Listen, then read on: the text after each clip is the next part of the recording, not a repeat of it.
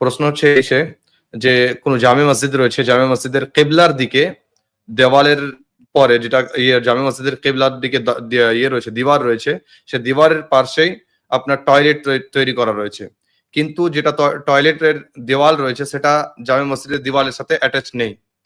কিন্তু এখন উনারা অ্যাটাচ করতে চাচ্ছেন, কিছু পার্শ্বে জঙ্গল রয়েছে যার কারণে পোকামাকড় চলে আসছে, ওই কারণে সেখানে দেওয়াল দিতে চাচ্ছে। তো এটা কি করা যাবে? সে মানে এখন দেওয়ালের সাথে যুক্ত করতে চাচ্ছেন।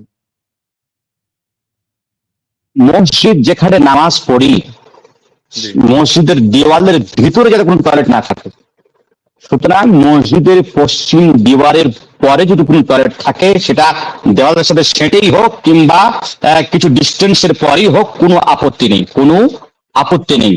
আল্লাহ নবী হাম্মামে নামাজ পড়তে নিষেধ করেছেন।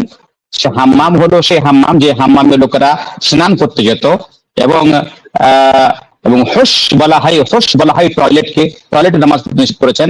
সুতরাং টয়লেট যদি মসজিদের ভিতরে থাকে তাহলে এটা আপত্তিকর বা এটা জায়েজ নয়, কিন্তু যদি মসজিদের দেওয়ালের বাইরে থাকে, সে টয়লেট দেওয়ালের সাথে সেটাই থাকুক কিংবা ডিস্টেন্সে থাকুক, কোনো আপত্তি নেই, সালাত সে মসজিদে হবে ইনশাআল্লাহ। জি।